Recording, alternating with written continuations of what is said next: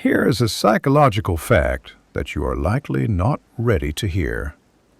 Most men today are not actually living their lives. They are merely visiting this planet.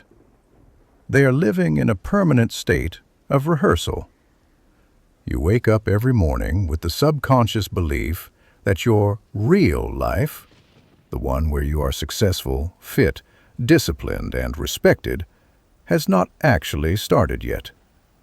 You treat your current existence as a rough draft, a practice run. You tell yourself, I will start the business later. I will get in shape later. I will commit later. But your brain is hiding a terrifying reality from you. The draft is the only thing you are writing. You are rotting in the waiting room of your own potential, waiting for a train that left the station 10 years ago. Psychologists call this the Puer Aeternus. In Latin, it means the eternal boy. It is the archetype of the man who refuses to grow up. And when you understand the mechanics of this archetype, you will see why you behave exactly the way you do. You will see why you jump from job to job, never mastering anything. You will see why you sabotage relationships the moment they become serious. You will see why you are addicted to video games, adult content, or fantasy novels. It is not because you are lazy. It is not because you have ADHD. It is because you are possessed by a psychological spirit that forbids you from touching the earth. Your habits, your fears, even your dreams, all of this is shaped by one single psychological pattern. You are terrified of finality. You are terrified of becoming something specific, because to become something specific means you have to sacrifice the fantasy of being everything. But here is where it gets worse. You think that by keeping your options open, you are staying free. You think that by refusing to sign the contract, by refusing to choose a career path, by refusing to marry that woman, you are maintaining your potential. You tell yourself, I am still young. I have time. You are wrong. You are not free. You are a slave to the tyranny of possibility. Every door you refuse to walk through eventually locks itself. The tragedy of the Puer Aeternus is not that he fails, it is that he never actually starts. He floats above life, looking down at the people trapped in their routines, judging them, thinking he is better than them because he is free. But the man in the routine is building a house. The puer is freezing to death in the open air, wrapped only in the blanket of his own ego. Here is the painful truth. Potential is not currency. You cannot pay your rent with potential. You cannot build a legacy with what I could be. The world does not care about your imagination. It judges you solely on your output. The Puer Aeternus lives in a fantasy world where his intentions matter more than his actions. He believes he is a great writer, even though he hasn't written a page in months. He believes he is a warrior, even though he has never been in a fight. He believes he is a genius, even though he has no tangible results to show for it. This is the bomb of truth you need to swallow. A man who is 30 years old and still has potential is not a prodigy. He is a failure. If you are still talking about what you are going to do one day, you are not a visionary. You are a child playing dress-up in a man's body. And time is stripping away your costume year by year. And this explains exactly why your life feels paralyzed. This explains why you feel a sudden, crushing depression on Sunday evenings, because the reality of Monday morning and the boring work week threatens your fantasy of being special. This explains why you obsess over finding the perfect passion, the perfect woman, or the perfect opportunity. Perfection is the shield you use to avoid doing the work. If you can convince yourself that the opportunity isn't perfect, you don't have to commit to it. And if you don't commit, you can't fail. The Puer Aeternus would rather be a promising failure than an average success. He would rather dream about flying to the sun than actually learn how to walk on the ground. Let's dissect this deeply using the framework of Carl Jung and Marie-Louise von Franz. This condition stems from a deep, unconscious attachment to the mother. I am not necessarily talking about your biological mother, though that is often the root. I am talking about the mother complex, the psychological desire for comfort, safety, and unconditional nourishment. The puer wants the world to treat him like a mother treats an infant. He wants the world to feed him, to praise him, and to forgive him, without him having to do anything to earn it. He wants the warmth of the womb. Real life is cold. Real life is demanding. Real life requires you to be a father to yourself. But the puer refuses this. He wants to remain the son. This manifests in your modern life as an addiction to the devouring mother. What is the devouring mother today? It is the screen. It is the algorithm. It is the comfort of your warm bed at 10 a.m. It is the video game that gives you a false sense of achievement without any real-world effort.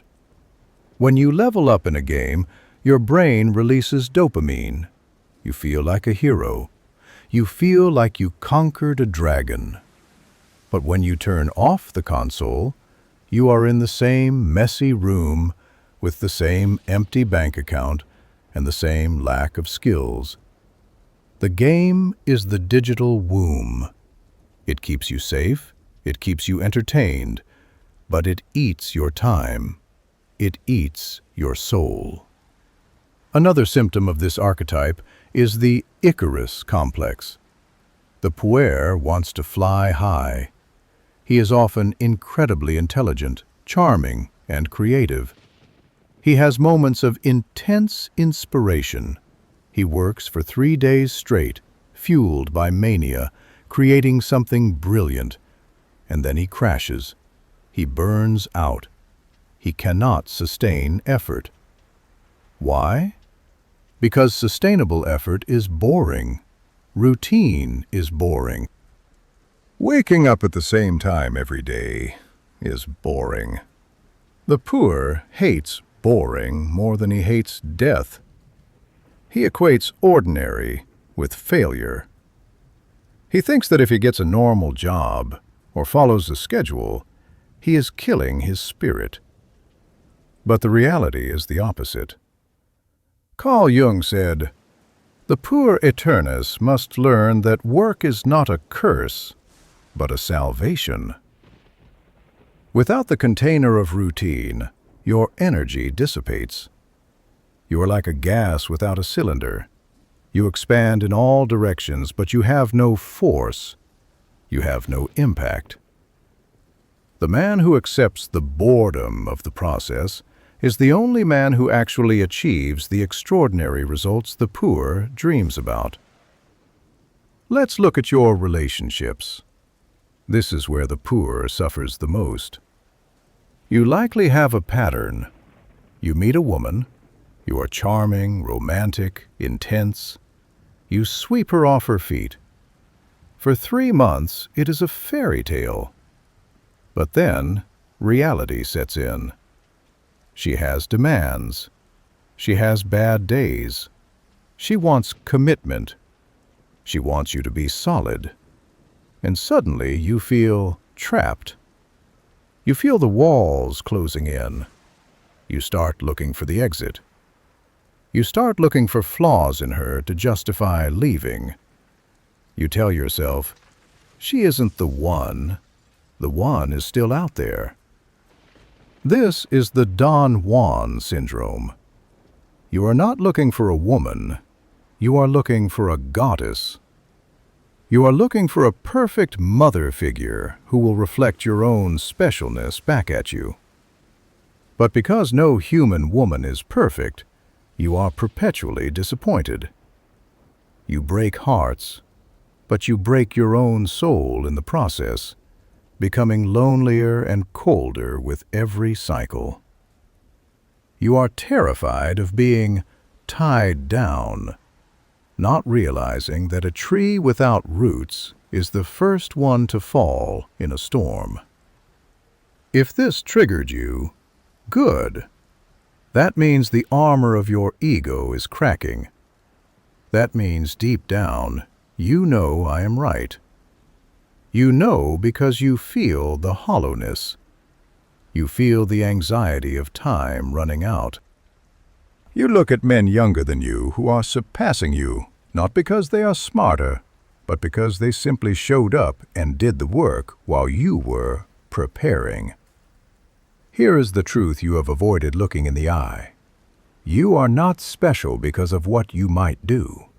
You are defined by what you have done. And right now, your resume is empty.